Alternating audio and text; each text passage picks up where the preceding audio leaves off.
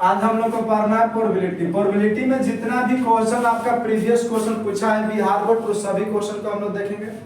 और पहले हम लोग देख लेंगे फार्मूला, जो भी है प्रोबेबिलिटी का फार्मूला देख लेंगे। और इस पर जितने भी प्रीवियस क्वेश्चन है, जितना भी क्वेश्चन बनाया है, वो टोटल क्वेश्चन को क्या करना है, बनाना है, पढ़ना है। ठीक है, पहला हम लोग का फार्मूला है किसी घटना ई। किसी घटना ई पर इवेंट होता है, इवेंट यानी घटना।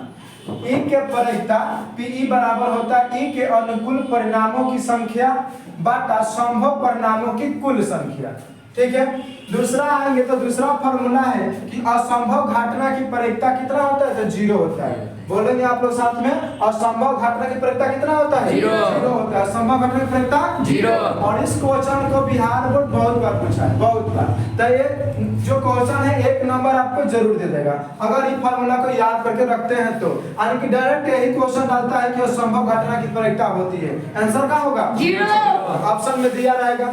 दूसरा तीसरा हम लोग का फार्मूला है कि निश्चित घटना की परिकता कितना होती है, 1 होती है। निश्चित घटना की परिकता 1 होती है। निश्चित घटना की परिकता 1 होती है।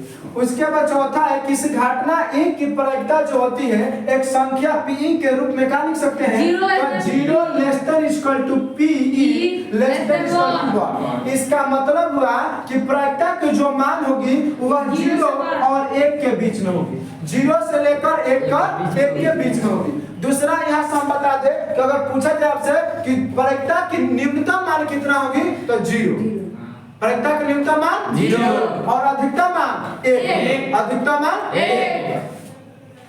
पांचवा फॉर्मूला है कि किसी प्रयोग की सरल घटनाओं की परिकताओं का योग कितना होता है। यानी कि अगर कोई मान लो कि हम कोई गेम खेल रहे हैं, तो गेम खेल रहे हैं तो गेम में जीतने की और हारने की परिकता का योग जब करेंगे तो कितना होगा, 1 होगा। ठीक है, तो वही यहाँ पर है किसी घटना की सरल घटनाओं की परिकताओं का योग जो होगा 1 होगा। ठीक है, 6 नंबर क्वेश्चन फार्मूला है हम लोग का कि किसी घटना ई के लिए P E plus P E dash बराबर होता है 1 होता है।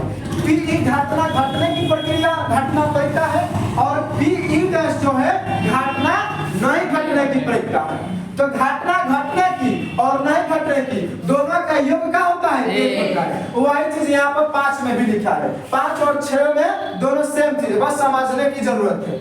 ई और ई डैश पूरा घटनाएं हैं। पूरा घटना क्या होती है, जैसे हम एक सिक्का को उछाले, तो सिक्का को उछालेंगे तो या तो चित या तो पट, कोई एक ही आएगा, कोई एक ना, दोनों तो नहीं आएगा। तो जब कोनो एक घटना घटे तो वैसी घटना क्या होगी, पूरा घटना होगी। क्या होगी, पूरा घटना। एक घटने पर दूसरा का ना घटे, एक घटना पर दूसरा घटना ना घटे। अब एक सिक्का उछाले या तो चित आएगा या तो पट आएगा, दोनों तो नहीं आ सकता है। हाँ, तो यही पूरा घटना है। 7 नंबर है कि परिकता की परिभाषा संभावी घटनाओं के लिए सत्य है, विसंभावी घटनाओं के लिए सत्य नहीं है, संभावी घटनाओं के लिए क्या है, सत्य है। ठीक है, संभावी। ये ऑब्जेक्टिव क्वेश्चन पूछता है कि परिकता की परिभाषा चाहे परिकता की जो मान होती है किस पर होती है, संभावी घटनाओं के लिए सत्य है, यानी कि संभावी घटनाओं के लिए ही होगा।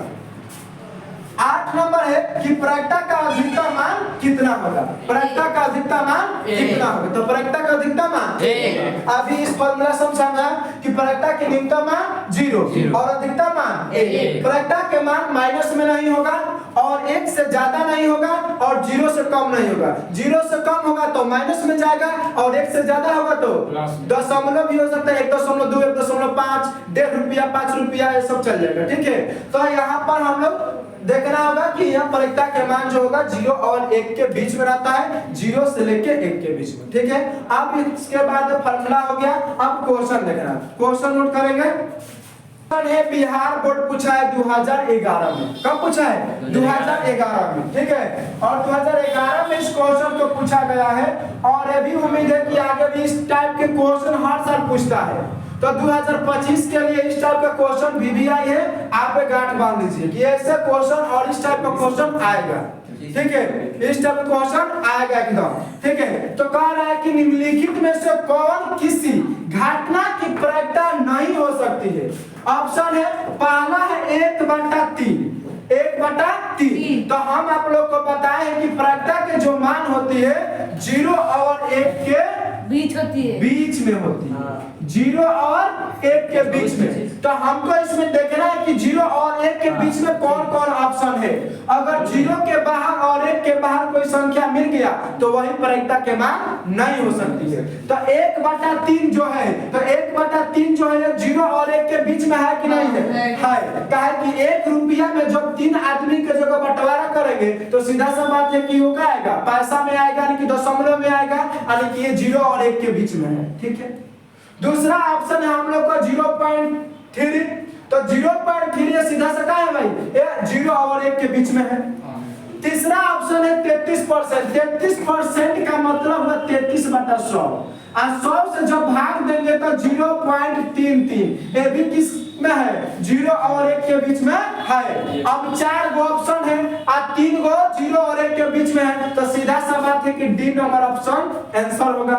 ऐसे में भी देख लो कि 7 गो रुपया है और 6 आदमी में बंटवारा करेंगे तो 7 रुपया में 6 आदमी बंटवारा करते कहीं पर तो सीधे सीधे मिलेगा, और 1 रुपया में जब बंटवारा करेंगे तो कुछ पैसा में आएगा। 1 रुपया कुछ पैसा होगा, इसका मतलब कि 1 से कम होगा, ज्यादा ऑप्शन होगा डी 7/6। 7/6 ये हमारा आंसर। चलिए क्वेश्चन है हमारा कि यदि किसी घटना की संभावना P है तो इसके पूरा घटना की संभावना होगी। अभी आपको पूरा समझा, ठीक है। अब समझिए आप एक क्वेश्चन जो है 2021 में पूछा है और फर्स्ट और सेकंड दोनों सेटिंग में पूछा है। फर्स्ट सिटिंग में और सेकंड सिटिंग में भी पूछा, ठीक है। तो यदि किसी घटना की प्रायिकता, घटना की संभावना P है तो इसके पूरा घटना की संभावना होगी। अब ये फॉर्मूला आप लोग